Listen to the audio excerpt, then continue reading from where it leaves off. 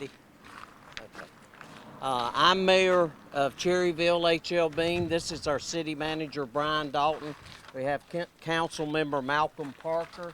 We have our Police Chief, our Fire Chief. We have members from the County Commissioners, Representative Fraley and Representative Kathy Cloninger. We have also Jill Pewitt, a council member, and I'm not sure who these gentlemen are, but they're with the Emergency Management of North Carolina. First of all, I want to thank all of the media for being here. We have been overwhelmed at the support we have had, the outpouring of support we've had from our citizens and surrounding communities. We do appreciate all you have done. I have some things I would like to address to the media. We have a command center that is managed by the Cherryville Fire Department, and it is set up at our local fire department. And what has happened, which resulted in an area-wide power outages and over 97 incidents within a 3-hour period has occurred. One injury to a civilian was reported with non-life-threatening injuries, and since then he has been released from the hospital and is doing fine.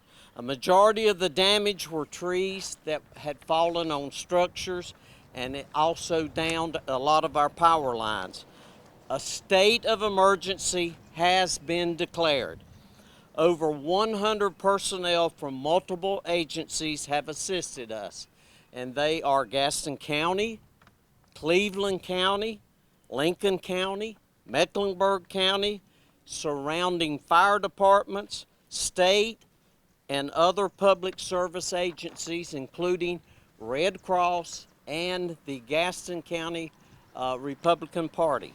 30 residents were dispatched, and the Red Cross assisted with providing lodging for 4 of them. A shelter has been opened at the Shady Grove Baptist Church at 3240 Tryon Courthouse Road. Our National Weather Service will be on the scene shortly to assist and to declare whether this was actually a microburst or some form of a tornado. Damage assessments are ongoing at this time. We have approximately 55 structures that have been damaged, but that number will continue to change as the assessments progress. Antioch Church has provided 200 chicken plates that will be available at the Cherryville Fire Department it is the Cherryville Police Department for any citizen that needs a hot meal.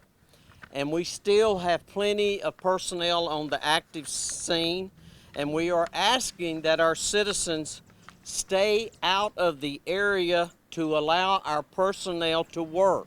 They cannot do their job if they're completely surrounded by citizens and ongoers. 50% of the power has already been restored, and we want to give our public works and our electrical department especially credit for the fast way they have reacted to this emergency. Additional repairs will continue until all our power has been restored. Treat all power lines as energized if you see such as one of these. Do not touch. Treat all intersections without working traffic lights the same as having 4-way stops. So be extremely careful at our intersections because some of our stoplights are still out. Refrain from using 911. They can be overwhelmed as well, unless it is a true emergency. Report any non-emergency requests to 704-435-1730. Now at this time, I have my city manager here, Brian Dalton, as I said. We are open for any questions you would have. If I can't answer them, I'm sure Mr. Dalton can. So does anyone have any questions at this time? Mayor, have you all seen any damage like this in the past? Or what would you say thanks to where you're at? Personally, I would say it's the closest thing to Hugo that I have seen. there's damage everywhere. It was not just in one single area. It's 150, 274, 279, Spring Street, Keene Street, Vista Drive. A lot of our neighborhoods have really been devastated by this. And we are working as hard and as fast as we can. It's going to be long hours for our employees, but you know what? Cream always comes to the top, and these people are ready and willing to do anything we ask of them. And we are so proud of our staff for this. I mean, you just drive around, you see everybody helping everybody. It's like very much something we don't really see much in Charlotte, but we see a lot in smaller communities. So could you talk about the residents here, how resilient they have been, and how great everyone has been maybe helping each other out? That's so true. That is. We just have a close-knit community here. Neighbors help neighbors. I know when I first went outside to assess the damage in my neighborhood, my neighbor's house, a tree had fell across the power line, and it actually pulled the whole weatherhead and box out of his house, and his dog was running around. We were trying to catch the dog to keep it from being hit by a car or something. Neighbor across the street had damage to his roof where the shingles have been taken off. There's just so much going on. It's just hard to see it all. You want to see it all, but you don't want to be moving around so much. And I think that was one of our biggest problems last night was the traffic it created. We had scheduled a ball game. Cherryville was in the playoffs for 1A baseball, and so there was a lot of traffic already out just when this hit, and that presented a problem for our city also. Could you maybe talk about if this damage we're seeing now is comparable to what we saw back in the 70s when that tornado ripped this area? Do we know anything about that, or if it looks the same? Yes, I do remember that, and it's very similar. Very similar, not to the extent it was with Hugo because it was so widespread. It was from Charleston all the way through Charlotte and all the way up to Cherryville. And yes, we did have a lot of damage and probably more widespread than this is, but this is certainly a tragic incident for our city, and we're going to try to get it cleaned up as fast as we can. When you say 97 incidents, are you saying that emergency responders received 97 calls within 3 hours? And is that a lot? That would be correct. We received about 97 calls for trees on houses, cars, whatnot, in about a 3-hour period. Is that a lot for Cherryville? Yes. And you have to remember too, some of those could be duplicate calls. Like one neighbor could call for the same tree down, and another neighbor call and it's for the very same tree.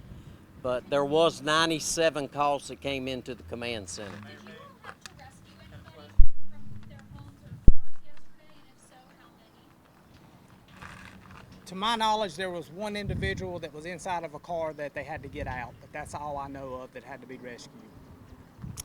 One of our council members that isn't here is Gary Freeman, and he was at the ball game, and they announced that there was going to be a delay in the baseball game starting of it, so he decided to go home. Well, he's in his pickup truck. He said, I pulled in my driveway. I have a carport, but my wife wasn't at home, so he said, I think I'll just pull off to the side and give her room to use the carport. And immediately after that, the tree broke, fell on his car, and is completely torn it up. He said it went in on the passenger side, and he said it's a tremendous amount of damage to his vehicle. Out of all this damage, except only one person injured that you know of, that person that was hit by a tree? That's correct.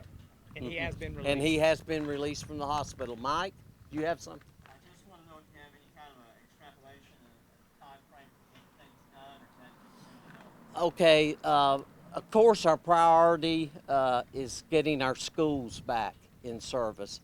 And I've been told that it's a possibility that we can get 2 of the 4 back up, but Brian may want to give me an update on that. We don't have power, so of course they can't go right now. Yeah, we currently have about 50% of our customers still out of power. The 4 schools in town, we believe 2 of them we might can get back up, but we don't know at this point. today, So but they would have class tomorrow. possibly. But that'll have to be a decision that made later in the day. And I'm sure it also deals with how far the buses have to go and if they have clear roads to get to the schools. So. Is there anything that people not in Cherryville can do for you guys? So like someone like working at home in Charlotte or whatever, is there any assistance they can bring or do from town? Just continue to pray for Cherryville. Yes, it's in God's hands from here. And it was at the time of the tragedy, but we're very resilient, as I said. We will make it through this, and I have confidence in our city. I have confidence in our employees. Like I said, all you got to do is tell them to do something, and they're putting their coat or hat on, and they're ready to go. So, and I know there'll be many hours without sleep, and I think we fed over 100 this morning breakfast at the fire department. So we're trying to look after them at the same time while they're doing their job. What areas are still off as far as power goes? Primarily, mostly everything east, on the east side. Yes, sir. And then the man who was injured, is this the same person who was trying to help Mom and his daughter get out of the car, get to safety? That's my understanding. It was down at our Dixie softball field where it happened, I believe. But I did watch one of the news media, and I can't tell you which one it was at lunchtime, and they actually interviewed the guy. And he's home, he's doing well, no brain damage that they could tell, no leakage of blood into the brain. He's got staples in the back of his head, he's got lacerations multiple places on his face, his nose is broken, but other than that, he's in good spirits. So that's just one example of how our people come to deal with things that this tragic. Have you had any storage overflows from pump stations or anything? No, sir, not at this time. Our guys have been out at all the pump stations throughout the day and throughout the night, and at this time we've not had any. You mentioned roads mostly in the east were closed. Do you have a number that equates to how many roads are closed in the city? Well, I don't know about roads, but most of our power outage is on the eastern side of town. And who would you recommend to go to the shelter? The shelter's mostly been set up for any individuals that have medical conditions, if they're on oxygen, if they, take dialysis at home and they need power and they currently don't have it. We have Shady Grove Baptist Church set up for those individuals to be able to go there. Will that be open all night? That's my understanding. Yes. The power, is it days in the week? Have you any guess? I'd hate to guess at this point. We have several crews up here that are working continuously. I will say that the individuals I've talked to say that it is moving faster than they expected it to. Regarding the crews, are they all from like Manchester City, Charlotte? We have the city of Gastonia up here helping, Far City is helping, utility services is helping, and then our crews. Any other questions? Okay, if not, again, from the city of Cherryville, thank you so much for being here. Thank you for your support, and we're going to get through this, I promise. Thumbs up.